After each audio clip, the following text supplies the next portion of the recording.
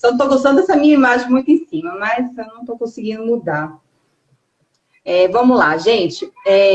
Esse é um assunto que, assim, que precisa ser falado, a gente resolveu fazer essa live, né? Porque eu acredito que o Senhor, Ele quer mostrar a verdade dele nesses últimos tempos, né? Porque não há nada oculto que não venha a ser revelado. E aí, gente, a preexistência, muita gente pensa, né? Que ela veio assim... que é um conceito novo, que é algo assim que, né, vocês estão inventando, é uma coisa nova, mas não é, gente. Ela sempre foi um conceito cristão, né? E ela foi defendida pelos pais da igreja, né? E Orígenes, ele defendia essa ideia. Orígenes, gente, ele foi um escritor e ele foi um grande pensador do cristianismo, né, primitivo. E ele defendia a seguinte ideia, no segundo e terceiro século, tá? Que ele acreditava que cada alma tinha sido criada por Deus em um momento anterior à concepção. Né? E, então, isso já estava na mente dos cristãos primitivos. Só que depois dos nefastos concílios de Nicéia e Constantinopla, isso foi abandonado, né? Essa questão da preexistência. E aí, Orígenes, gente, ele cita Romanos, né? Que foi, inclusive, um versículo que eu coloquei para poder divulgar a live. Romanos 9, 11 e 13, que ele fala o seguinte. Porque não tendo eles ainda nascido, nem tendo feito bem ou mal, foi-lhe dito, o maior servirá ao menor, como está escrito, amei a Jacó e odiei a Esaú. Gente, eu não sei vocês, mas sempre que eu lia esse versículo, eu ficava, sabe, não me descia, que eu falava, como uma pessoa pode ser odiada antes mesmo de nascer? Por quê? Mas eu pensava, Deus é justo, ele sempre foi, mas por que Esaú foi odiado? Sabe? E nunca encontrei respostas no sistema religioso, em todos esses anos que eu sempre fui cristã, nunca encontrei essas respostas do porquê. E depois que eu comecei a entender a pré-existência, aí tudo se encaixou, né? E aí, Jess, explica um pouquinho aí sobre essa questão. Bom, então, o material que a gente preparou aqui, nós vamos fazer algo um pouco diferente do que costuma ser feito, por exemplo, no sistema religioso, que é apresentar para vocês a sistemática de análise exegética, análise de texto bíblico, através de Strongs. Que o Strong nada mais é do que o código de uma palavra, no caso bíblico, ou em grego ou em hebraico. Né? Então a gente vai destrinchando ali aqueles significados através dos códigos, e eu vou mostrar isso para vocês aí, para vocês entenderem como é que funciona e para que vocês possam aplicar isso também no estudo de vocês, né? E com relação a esse versículo em si, quando eu fiz essa análise, o versículo base, né, o versículo principal, que é como está escrito, eu amei Jacó e aborreci Esaú, as conotações das palavras não havia muita mudança, né? Então, o que a gente vê aqui no português, a gente consegue ver também no original, né? Agora, a compreensão completa desse versículo, além de ser necessário entender a pré-existência, arranha um pouquinho uma questão que talvez vocês possam ter ouvido falar e outros muitos não, que é aquela questão da semente da serpente, mas isso vai ficar para um outro material, né? Que é o fato de, desde o ventre da mãe, Esaú ter sido odiado por Deus, já ter sido separado para ira, e Jacó ter sido abençoado, né? Então isso está totalmente ligado à pré-existência dos dois, mas também está totalmente ligado a que tipo de espírito estava ali dentro. Se era um espírito vindo de Deus ou não. Se era um espírito formado com a carne ou era um espírito formado em espírito, vamos dizer assim, né? Então, conforme a gente for elaborando e seguindo em frente aqui na exposição, vocês vão compreender. A questão é que as escolhas dele, de Esaú, né, foram anteriores à concepção. Né? Essa é a questão. E aí, Gênesis 3,15, depois a gente pode, né, abordar esse assunto numa outra live, explica muito bem isso, né? Mas ao decorrer da live vocês vão entender. E aí, gente, Orígenes também, um versículo que ele defendia muito, que ele citava, era Jeremias 1,5, que fala o seguinte: antes que eu te formasse no ventre, eu te conheci.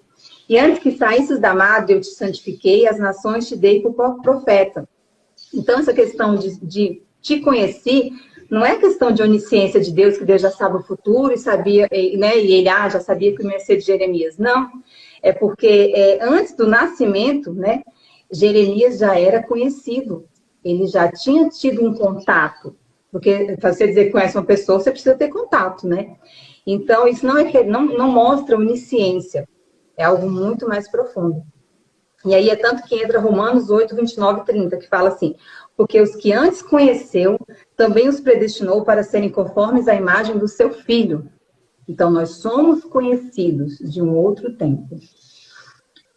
Com relação a Jeremias 1:5, né, é bastante interessante, né, porque a gente sempre está acostumado, quando a gente lê a Bíblia, a trazer tudo para um lado físico. Nós somos seres físicos atualmente, né? Somos seres físicos e a gente traz tudo para esse lado físico e acaba não compreendendo, quando não tem essa busca, acaba não compreendendo o lado espiritual da coisa. E aqui é um versículo totalmente espiritual. Como assim? Antes que ele saísse do útero, ele foi santificado. Algo aconteceu antes daquele evento, gente, né? E ele, antes disso, foi ordenado como profeta, então ele já veio com esse propósito e não saiu simplesmente da mente de Deus, conforme a gente vai expor também mais à frente, né? Mas aqui eu fiz esse tipo de análise que eu tinha explicado para vocês anteriormente, de olhar o código da palavra, e a palavra-chave para a gente compreender um pouco mais além esse versículo aqui é o antes de que te formasse, né? Então, a palavra formar, o verbo formar aqui, é o código H3335, o strong, isso é chamado de strong, né? E em hebraico é yatsar. E a conotação desse verbo que foi traduzido como formar, veja só como é que é amplo. Está relacionado com atividade humana, atividade divina, da criação original, ou seja, inicial de Israel, como pessoas, ou seja, quando a gente vê Israel aqui nesse Strong, na definição lá no dicionário de Strong, não é Israel nação, que foi formada lá em 1948, mas sim Israel nação celestial. Muitas passagens bíblicas a gente vê Israel como sendo uma nação celestial, uma Israel também pré-existente, né? Também formar com conotação de emoldurar, pré-ordenar, que está relacionado a pré-definir, né? Ou a predestinação, que muitos entendem de uma outra forma, porque não compreendem a pré-existência, né? Está ainda dentro dessa definição plano divino, propósito para uma determinada situação. Tá travando? Gente, eu travei ou foi a Bela?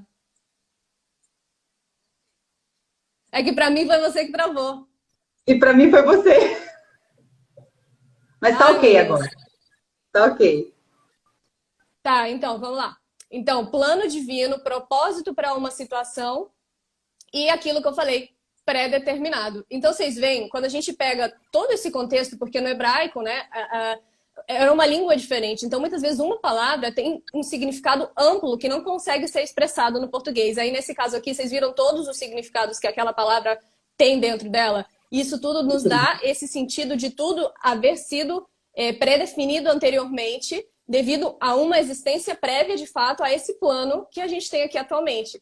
Daí, aí é onde a gente vai entrar agora, né? Se a Vivi não tiver mais nada para acrescentar nesse caso, aqui é onde a gente entraria na questão dessa criação desse plano.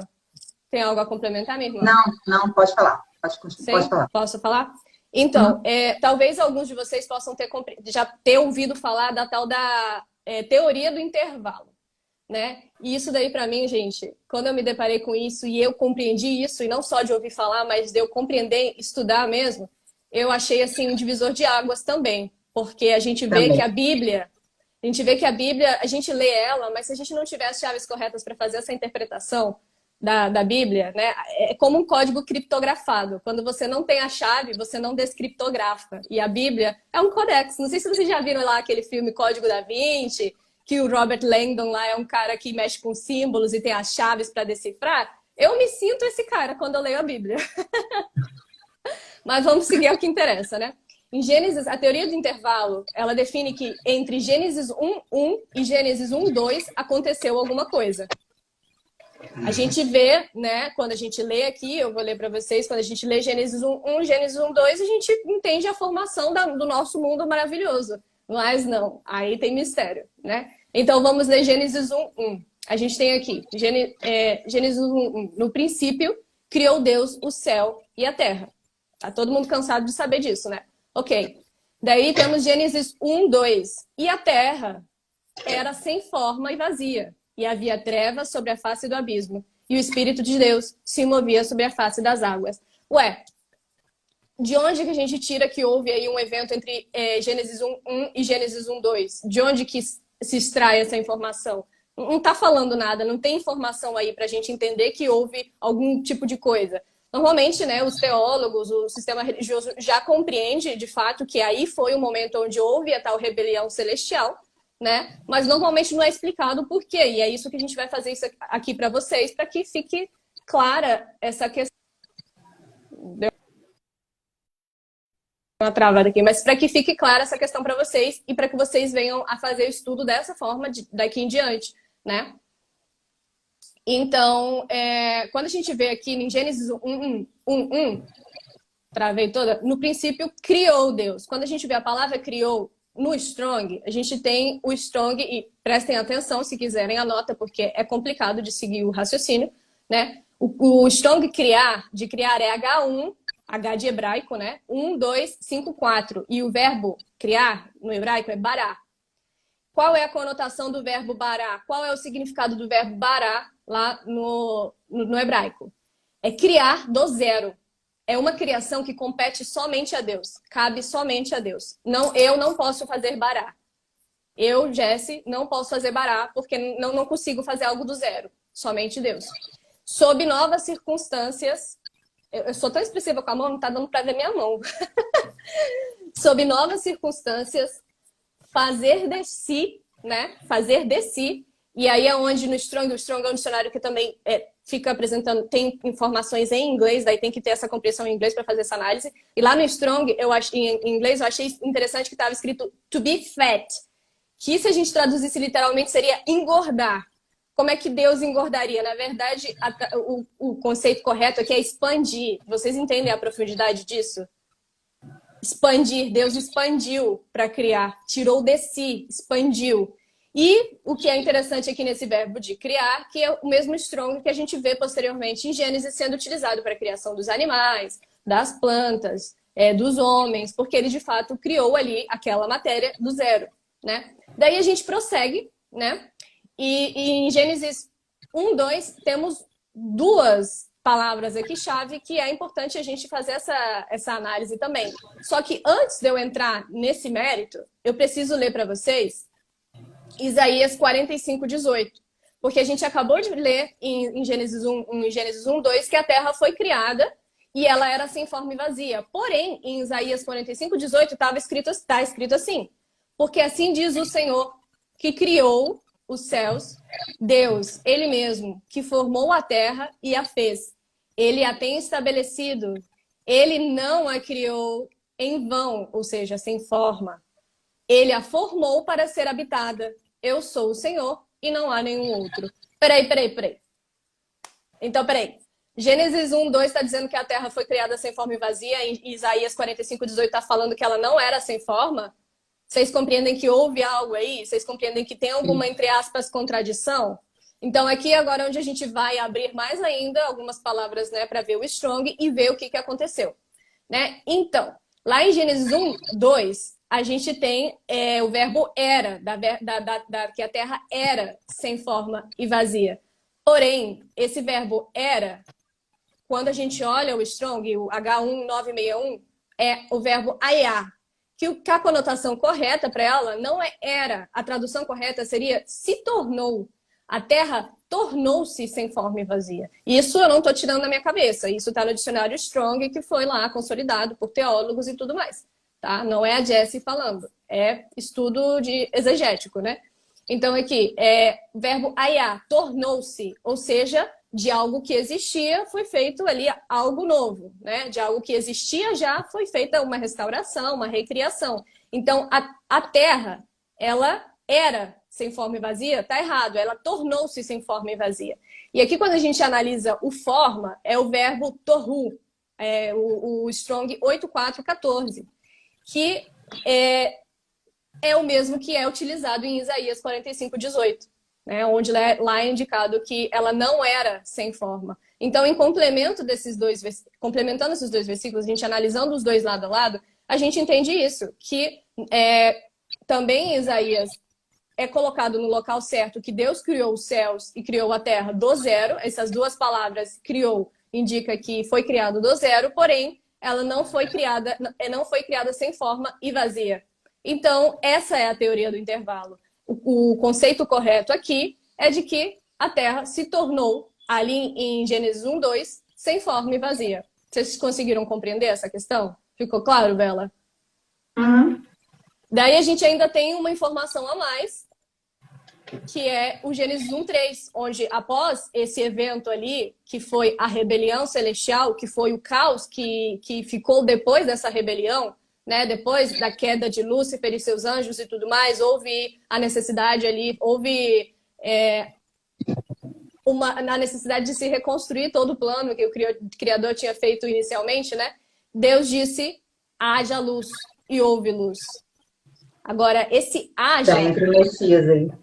Exatamente. E esse haja, aqui tem mais um mistério, é o mesmo que a gente falou, o Strong 1961, Ayah, que é o mesmo que é de quando já existia algo, foi recriado. Então, aqui tem uma aplicação micro e uma macro, né? Na Bíblia, a gente vai ver esse padrão constantemente, de uma aplicação de algo específico e uma aplicação de algo mais generalizado. O micro, nesse caso, a questão específica que aconteceu foi Jesus. Foi ali, inclusive, isso é muito profundo e também seria tema de uma outra live, mas ali Jesus ressuscitou. Jesus foi morto e ressuscitou antes da fundação do mundo. Vocês sabem como que é profundo isso? Vocês conseguem entender como é que é profundo isso? Ele foi a luz, e aquela luz foi o que propiciou a nossa vinda aqui posteriormente. Ele né? já estava em Gênesis, gente. É lindo, isso é muito lindo. E isso, quando a gente compara com a questão da Terra se tornou, é o mesmo verbo. Então, além de significar que é o Messias, na aplicação micro, a aplicação macro, a gente tem que Deus, com aquela luz, com a luz que houve, com a ressurreição, o sacrifício, aquela energia expelida do sacrifício do Messias, ele foi possível ali, por questão de leis celestiais, né? Foi possível ali fazer a restauração da Terra. Então, o que aconteceu ali em Gênesis 1:3 foi trazer a luz de volta. Então, não sei se vocês estão conseguindo compreender, né? Porque às vezes quando a gente não consegue mostrar aqui um PowerPoint, alguma coisa, fica difícil de acompanhar. Mas quando a gente fala que a Terra se tornou sem forma e vazia, lá em Gênesis 1:3 se tornou também a luz. Então, uma luz pré-existente foi trazida para aquele momento. Né? E esse aí foi o sacrifício do Messias. Tem algum complemento, irmã? Incrível. E outra coisa, gente, Gênesis também em um princípio, no hebraico, significa Bereshit. E Bereshit significa como se fosse assim, de maneira mais profunda, aconteceram outros princípios. E aí, o sistema diz que a gente passa a existir a partir de Gênesis 1:1, né? Mas se você for analisar esse princípio em hebraico, aconteceram em outros princípios. Então, a Terra, ela é um subsistema, um mundo espelhado, né, do que aconteceu nos céus. Então, a gente não passou a existir em Gênesis 1, porque foi em um princípio, quer dizer que existiram outros princípios anteriores. Exatamente. Né? Exatamente. Incrível. E aí, gente, eu queria citar um versículo que, assim, para mim é um versículo-chave da pré-existência, né? Eu até, inclusive, assim, repito muito nos meus vídeos, né? Assim, quem me acompanha sabe que eu repito muito essa frase, que nós somos estrangeiros e peregrinos, né? Eu sempre falo essa frase, porque ela tá, a boca fala do que tá cheio o coração, e essa verdade está tão dentro de mim, que eu acabo sempre falando isso, né? Nas minhas falas. E aí a gente vai ler Hebreus 11:13-15, que fala o seguinte: todos estes morreram na fé, sem terem recebido as promessas, mas vendo-as de longe e crendo-as e abraçando-as, confessaram que eram estrangeiros e peregrinos na terra. E aí, se a gente for no dicionário, estrangeiro significa o quê? Não pertencente a uma região, né? Característica de outra nação. Então, nós não somos pertencentes daqui, né? Somos estrangeiros. E peregrino é o quê? Viajante. E aí a gente vai terminar o versículo lendo assim: porque claramente mostram que buscam uma pátria. Mas se na verdade se lembrassem daquela de onde haviam saído, teriam oportunidade de tornar. Então, vocês entendem a profundidade disso? Se lembrassem, porque a gente não se lembra. Nós temos uma pátria celestial. É tanto que em Filipenses 3:20 fala isso, né, Jess? Que a nossa cidade está nos céus, de onde também esperamos o Salvador. Então, nós somos dos céus, nós somos peregrinos e forasteiros aqui nessa terra. Porque muitos aqui, tem muita gente presa à matéria, né? A terra, que tudo é aqui, o milênio vai ser aqui, tudo vai ser aqui, mas não é, gente. Aqui nós só estamos de passagem, né? Somos peregrinos. Passageiro. Você tem alguma coisa a falar sobre isso, Jéssica? Sobre esse versículo? Eu separei um versículo que complementa perfeitamente essa questão, que é Hebreus 2, 14 e 15. Que, assim, vi uma pessoa perguntando assim, mas como assim Jesus ressuscitou antes da fundação do mundo? Que loucura é essa? Sim, mas está escrito que ele morreu antes da fundação do mundo. Por que ele teria morrido antes da fundação do mundo? Isso são mistérios que conforme vocês forem vendo a live, vocês vão conseguir ter uma compreensão melhor. É uma questão espiritual. O Pai, Criador, ele se sujeitava, ele criou umas leis e se sujeitava a essas leis para que as coisas ocorressem ali numa ordem, certo? Ele e suas criaturas, os seres celestiais que conviviam ali com ele, que ele expandiu e gerou de si, aqueles seres celestiais se sujeitavam a uma lei, né? E para que houvesse, para que fosse possível criar esse novo plano aqui na Terra, foi necessário um sacrifício, foi necessária energia, derramamento de sangue para a gente aqui, equivalente lá no céu à questão de energia, né? Então, calma aí, segura as pontas que a gente chega lá. E aí eu vou ler aqui para vocês a questão que introduz muito bem exatamente isso da pré-existência do nosso Messias. A existência dele, que não foi ali no ano 0, onde a gente começa a contar no calendário, não foi. Tem gente que tem essa compreensão de que Jesus veio aqui no ano 0, cresceu e foi crucificado e depois voltou para o céu. Não, gente, ele já pré-existia. Isso não somente a gente compreende na Bíblia, quem conhece a Bíblia sabe que isso daí está em diversos versículos, como também a gente encontra em apócrifos. Enoque conversou, ele viu a Jesus e tudo. Então, né, se não quiser considerar apócrifo, o que mais tem é na Bíblia também. Então, aqui mesmo a gente vai ver os versículos que falam disso. E nas escrituras falam, né, que ele morreu antes da fundação do mundo. Então, exatamente. Ele é o nosso exemplo. Ele se encarnou. Então, se ele já tinha uma existência antes da fundação do mundo, isso mostra também que nós tínhamos essa existência, né? Porque ele veio dar o exemplo. E aí pode continuar, Jess. Aqui a gente vai ler então agora Hebreus 2, 14 e 15, né? E já que os filhos de Deus, né, são participantes de carne e do sangue, ele também participou das mesmas coisas, para que através da morte ele destruísse aquele que tinha o poder da morte, isto é, o diabo, e livrasse aqueles que, por terem medo da morte, estavam por toda a vida sujeitos à servidão. Vocês têm noção do que esse versículo acabou de falar? Exatamente o que a gente está falando da pré-existência, mas a gente ainda vai expandir mais à frente, que é a questão de ele se fez carne, se fez participante de carne e sangue, o Messias, assim como os filhos são participantes de carne e sangue, ou seja, nós somos participantes de carne e sangue, o Messias pré-existente se fez participante de carne e sangue para ele destruir aquele que tinha o poder da morte, que é o diabo, é o que está escrito, né?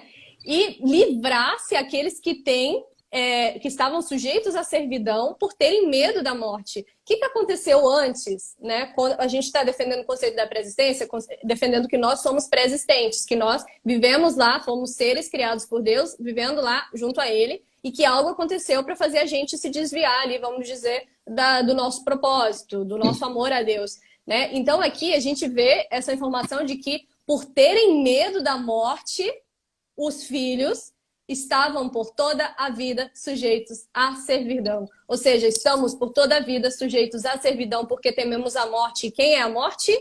O diabo. Então aqui tem um mistério. Se você analisar com olhos espirituais, você consegue observar que nós tememos a morte, ou seja, ali mesmo está te dando a chave de quem é a morte, o diabo. Ao ter medo dele, a gente ficou ali indeciso com relação ao que faria. E por isso estamos nesse plano aqui, para poder mostrar de fato de que lado estamos, né? E, enfim, logo mais vocês vão compreender ainda mais isso.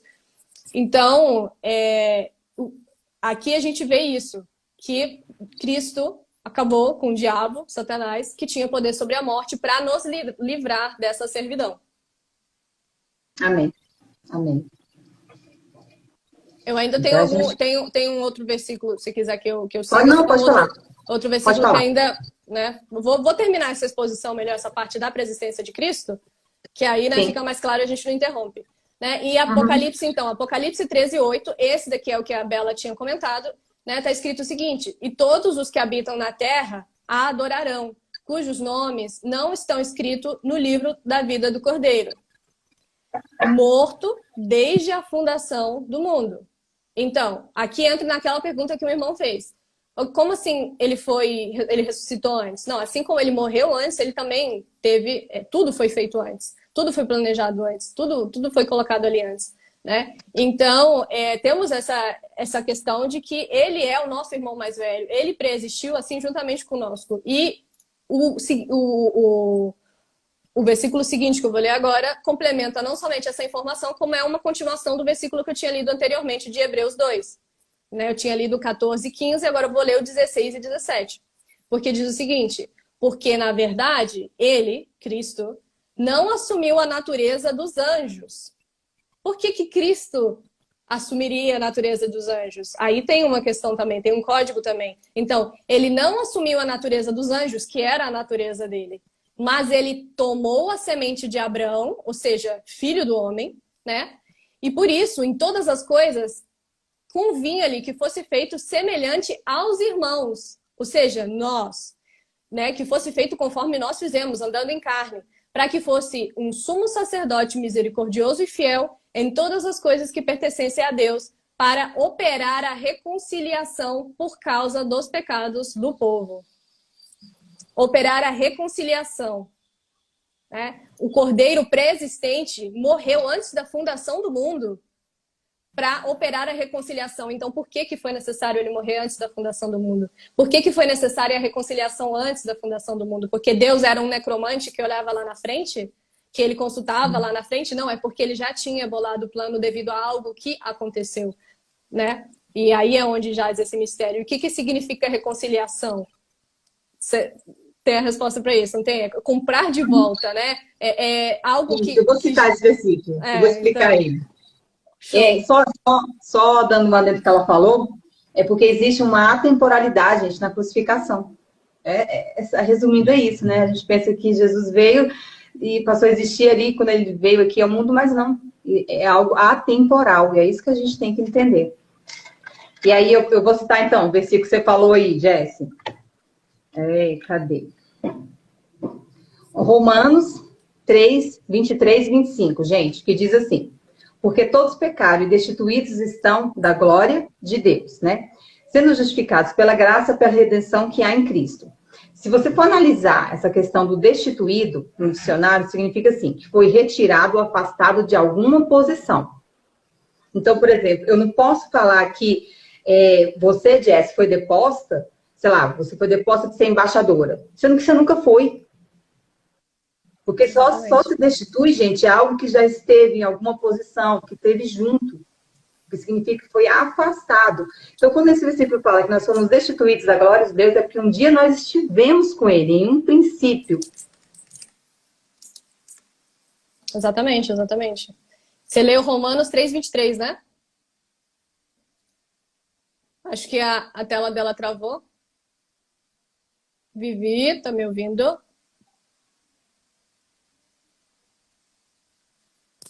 Gente, travou o meu ou travou o dela?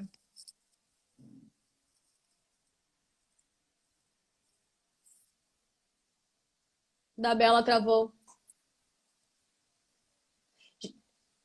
Ó, saiu a Bela. Gente, ó, vamos aproveitar aqui. Eu tô vendo muita gente conversando, né, e tal. Ótimo, adoro a participação de vocês. Mas vamos fazer o seguinte. Prestem atenção. Não se preocupem em contrastar, argumentar, falar que não está de acordo, que é viagem, que não sei o quê. Se quiserem, vocês comentam depois quando a gente salvar. Porque para compreender esse raciocínio, tem que ver do início ao fim e depois você tira a sua conclusão. Quem for primeiro, não, nada a ver isso aqui, não. Logo no início você não vai entender, entendeu? Então, deixa eu ver aqui, a Vivi chama ela de novo. Mas sério mesmo, né? Vejam até o final. Vamos responder no final, tá? As perguntas que vocês tiverem, mas prestem atenção. Tá? Cadê a Vivi? Acho que eu ia complementar o que ela falou, mas é melhor esperar ela voltar. Gente, tá escuro aqui. Ai, vou ligar essa luz aqui.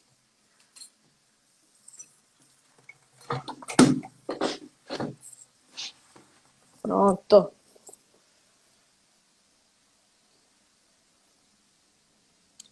Será? Desativar os comentários? Pronto, vou desativar os comentários por enquanto só, né? E vou chamar a Vivi de novo.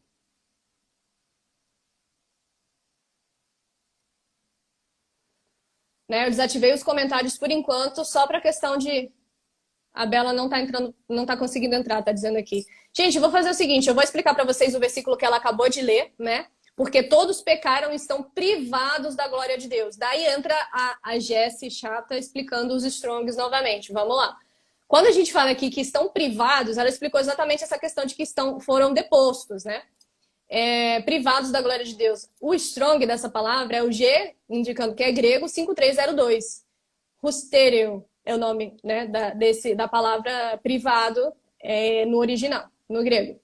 E tem a conotação de deixado para trás, falhar em ser participante de algo, cair de uma posição, ser deposto, né? O que ela explicou exatamente. Então, quando a gente fala que todos pecaram e foram depostos da glória de Deus, e está se referindo a nós, está se referindo aos homens, não houve nenhuma situação onde a gente estava fora da igreja, a gente estava no mundão, alguma coisa assim, e nós fomos depostos da glória de Deus. Nunca tivemos a glória de Deus aqui na Terra. Nós fomos depostos da glória de Deus justamente porque já habitamos junto da glória de Deus. Então, isso daí é mais uma amostra da questão da nossa pré-existência, de que fomos seres celestiais, filhos anteriormente existentes. Afinal, ele nos conhecia por nosso nome antes da fundação do mundo, antes do ventre da madre, né? Gente, cadê a Vivi?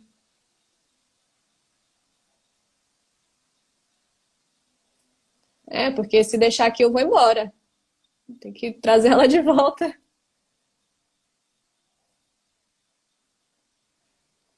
Tô tentando chamar ela de volta, né? Porque se deixar eu vou embora, gente.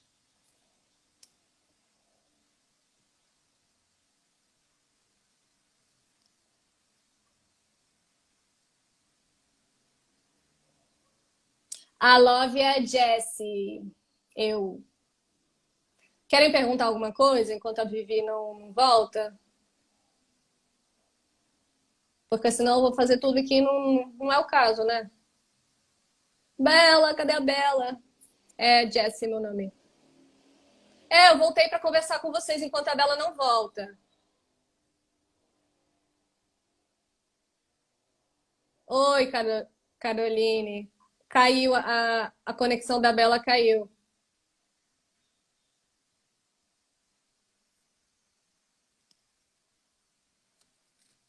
Apocalipse, o que fala do... Aí, gente, voltei. Eu fiquei falando sozinha. Você caiu não apareceu. E eu fiquei aqui, gente. Aí você travou e eu perguntando, ninguém respondia. Eu falei, gente, eu vou sair. Aí eu saí e não tava conseguindo voltar. Foi o seu lado. Aí eu pensando que era o seu. E eu fiquei falando sozinha. Mas bora lá. A única coisa que eu fiz nesse meio tempo, tá tendo eco. Tá tendo eco, gente? Voltou.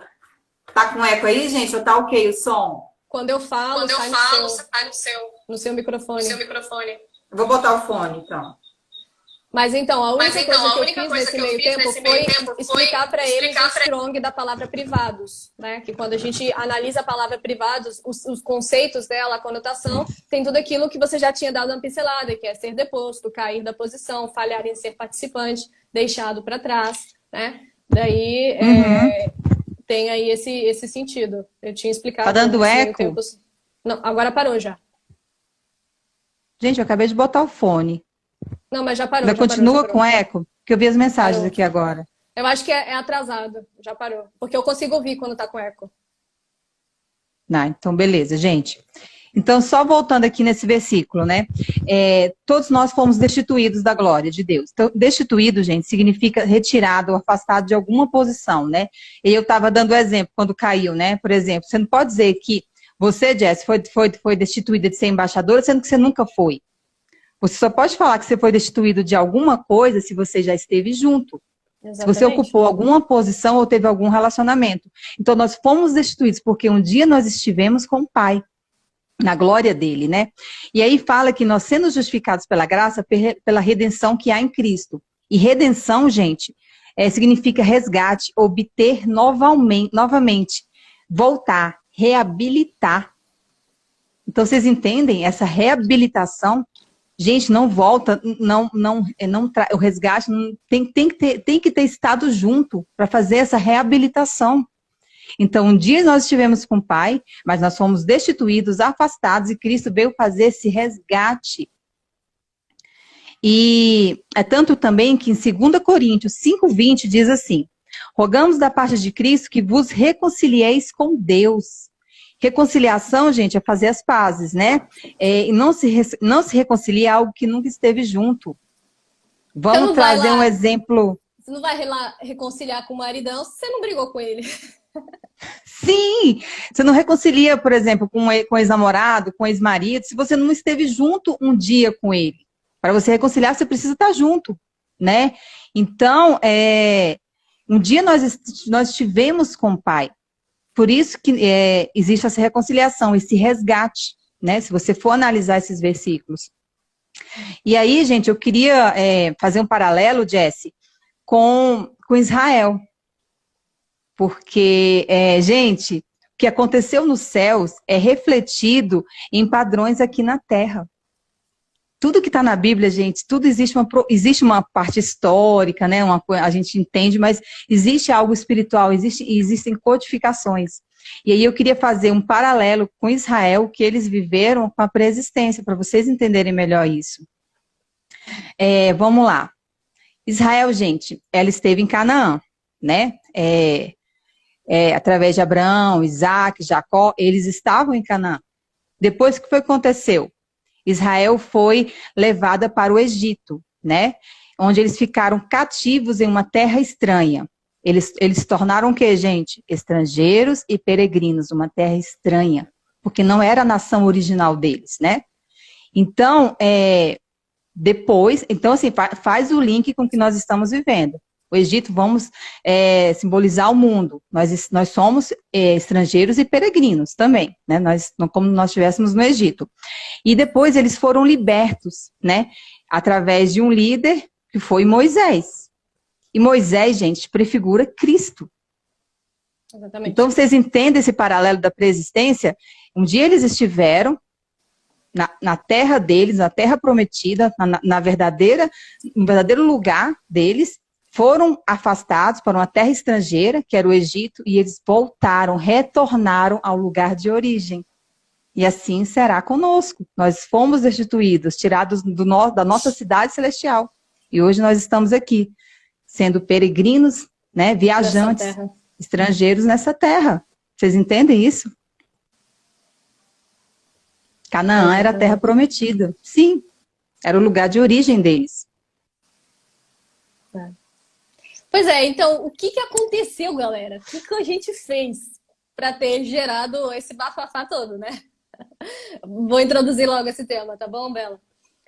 Tá. Então, o que aconteceu?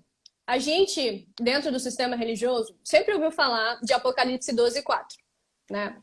Daí, eu vou ler Apocalipse 12:4 e a Bela vai explicar uma coisa que a gente pode chamar de padrão de 3. E eu já vou introduzir uma questão importante para vocês verificarem, analisarem e pensarem com relação a isso, né? A gente vê na Bíblia aquilo que a gente, conspiracionista, chama de gemátria. Normalmente o povo atribui a gemátria, a análise numérica, para uma questão esotérica e do mal. Mas o que mais tem na Bíblia é gemátria. O que mais tem na Bíblia é questão de números, numerologia. Então, a gente vê as 7 semanas de Daniel, os 7 dias de criação. A gente vê os 7 braços da menorá, que é aquele candelabro lá de Israel, né, e judaico e tal. Os 7 braços da menorá. As 7 festas bíblicas. A gente vê... Ô, Jesse, tem como você desativar os comentários? Porque também porque às vezes trava a live. Aí o pessoal tá falando aí. Mas deu para ouvir, né? O que eu tava falando deu para ouvir, né? Deu. Então, a gente tem os 7 milênios, né? Então, a gente vê esse padrão de 7, por exemplo. E também existe um padrão de 3 nas escrituras, que a Vivi vai explicar em breve. e eu vou ler o versículo onde a gente consegue introduzir o que aconteceu, que é Apocalipse 12:4. E a sua cauda arrastou a terça parte das estrelas do céu e as lançou sobre a terra, né? Daí eu vou falar um negócio agora que vocês vão me matar. Que, gente, essa terça parte arrastada somos nós. Não são os anjos caídos. E não me matem, que a gente vai explicar. Isso, infelizmente, foi uma doutrina, seja propositalmente enganosa, seja por desconhecimento da língua de fato, mas a gente vai aqui mostrar os Strongs em breve, né? E eu quero que primeiro vocês compreendam a questão do padrão aí de 3 que existe nas escrituras. Você pode explicar pra gente, Vivi? Sim. Bora lá, gente. Sempre algo natural revela algo espiritual, né? E aí, eu vou iniciar explicando sobre o átomo. Que o átomo, ele revela esse padrão de 3, né? Que existe na natureza, em vários versículos bíblicos. Por exemplo, o átomo, gente, ele é composto de prótons, elétrons e nêutrons, né? O próton representa a parte positiva, elétron negativa e nêutron, aqueles que estão em dúvida, né? Nós também somos o quê, gente? Corpo, alma e espírito, né? Esse padrão de 3. Vamos lá. Na Bíblia a gente fala sobre Caim, Abel e Sete.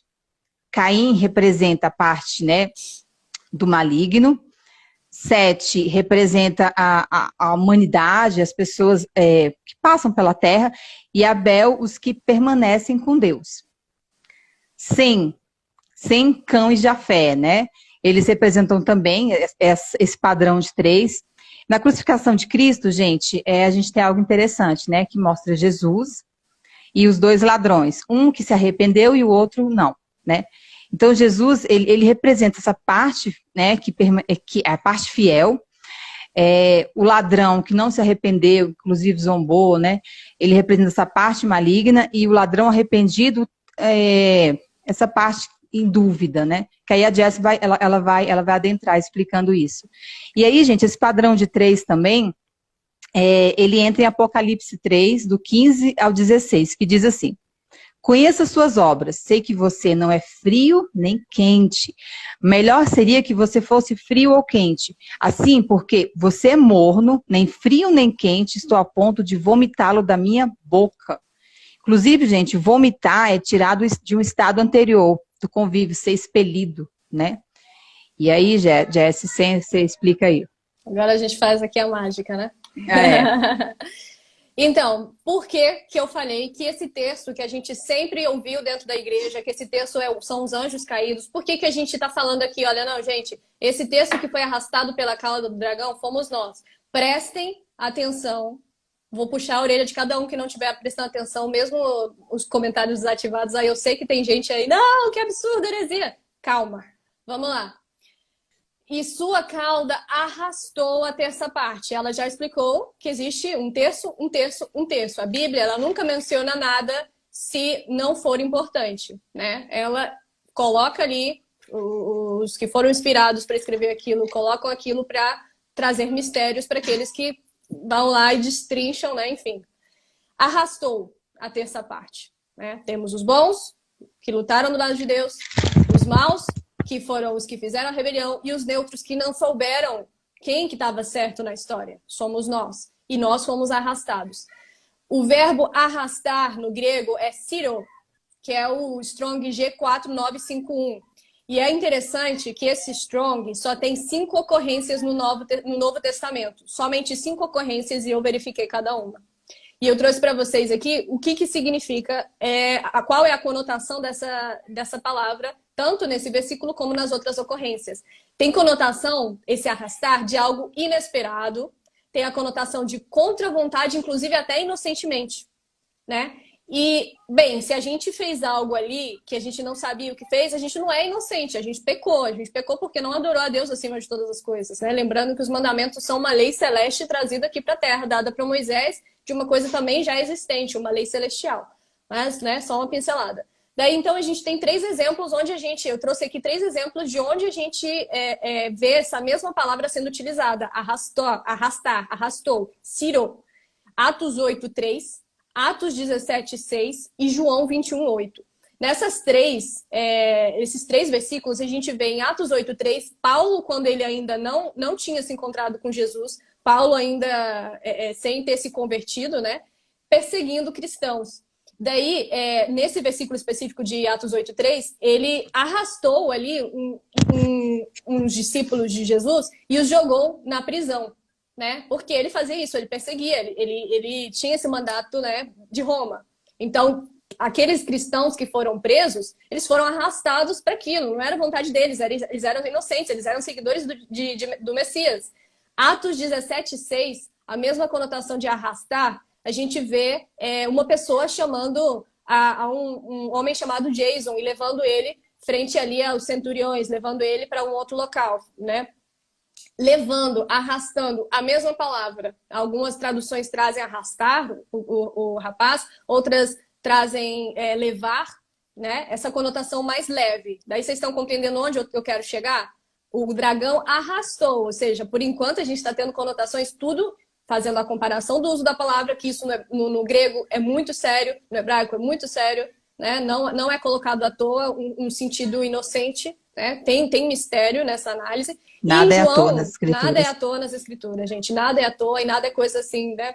Enfim, que a gente está imaginando. Tem que ter discernimento de fato, sabe? Então, João 21:8, que é o terceiro que eu separei aqui para vocês, a gente vê o mesmo verbo, sirô, sendo utilizado para pegar em uma rede peixes. A rede arrastou uns peixes. Os pescadores estavam ali e arrastaram peixes, levaram peixes. Vocês estão compreendendo que é uma consequência de alguma coisa que uma outra pessoa fez?